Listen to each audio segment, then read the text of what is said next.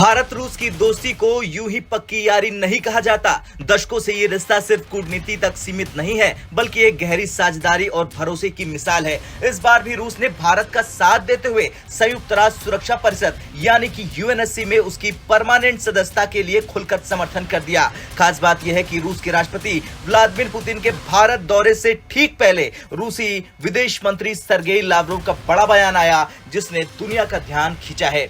Moscow में आयोजित एक प्रेस कॉन्फ्रेंस के दौरान रूसी विदेश मंत्री सर्गेई लावरोव ने भारत और ब्राजील की दावेदारी का पुरजोर समर्थन किया। उन्होंने कहा कि भारत और ब्राजील जैसे देश सभी प्रासंगिक मानदंडों को पूरा करते हैं। यूएनएससी में सुधार अब जरूरी हो गया है, क्योंकि ये संरचना आज की दुनिया का प्रतिनिधित्व नहीं करती। लावरोव ने अमेरिका और पश्चिमी देशों पर निशाना साधा। उन्होंने कहा कि जब अमेरिका विकासशील देशों को यूएनएससी में शामिल करने के प्रयासों को कमजोर कर रहा था, तब उसकी प्राथमिकता अपने सहयोगी देशों को बढ़ावा देने की थी। जर्मनी और जापान जैसे देशों को सुरक्षा परिषद में लाना चाहता है। ये ऐसे देश हैं जो स्वतंत्र फैसले नहीं लेते और हमेशा अमेरिकी एजेंडों का पालन करते हैं। लावरोव ने पश्चिम के पास पहले से ही 15 में से 6 सीटें होने की बात कही है और इसे अनुचित करार दिया। भारत दुनिया का सबसे बड़ा लोकतंत्र और तेजी से उभरती हुई ताकत है। 140 करोड़ लोगों की आवाज को अनसुना करना आज के दौर में असंभव है। भारत ने हमेशा शांति के लिए काम किया है, चाहे वो संयुक्त राष्ट्र के शांति अभियानों में सबसे बड़ा योगदान हो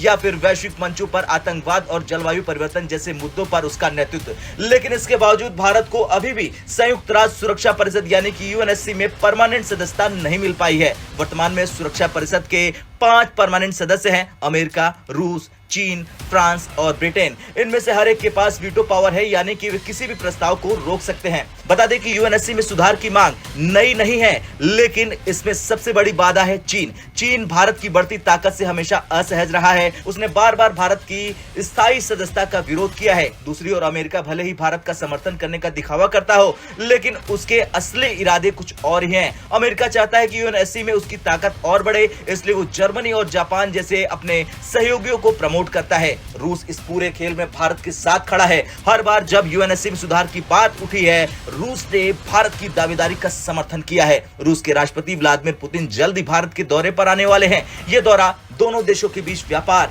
रक्षा और भू राजनीतिक मुद्दों पर चर्चा के लिहाज से बेहद अहम है। लेकिन इस बार यूएनएससी में भारत की परमानेंट सदस्यता का मुद्दा केंद्र में है। बता दें, पुतिन का यह दौरा भारत रूस की दोस्ती को और मजबूत करेगा। रूस का यह खुला समर्थन न केवल भारत की दावेदारी को बल देगा, बल्कि ये दिखाता है कि भारत रूस का रिश्ता सिर्फ रणनीतिक साझेदारी तक सीमित नहीं है। ये एक गहरी दोस्ती है, जिसमें दोनों देशों के हित आपस में जुड़े हुए हैं। भारत के लिए ये लड़ाई आसान नहीं है, क्योंकि चीन और अमेरिका जैसी ताकतें हर संभव कोशिश करेंगी कि वो भारत को इस सम्मान से वंचित रख दें। लेकिन रूस जैसे साथी और भारत की कूटनीतिक कोशिशें इसे संभव बना सकती हैं। खैर, सवाल सिर्फ स्थायी सीट का नहीं, बल्कि एक वैश्विक शक्ति के रूप में भारत की मान्यता का है। रूस ने जो दहाड़ लगाई है, वो न केवल भारत के लिए एक अवसर है, बल्कि ये संदेश भी है कि भारत अब अपनी जगह पाने के लिए तैयार है। भारत और रूस की दोस्ती का ये अध्याय खास है। पुतिन के भारत दौरे के साथ इस रिश्ते में एक और मजबूत कड़ी जुड़ने वाली है और अब समय आ गया है कि दुनिया भारत को सम्मान दे जिसका वो हकदार है। अब आपका क्या कुछ कहना है?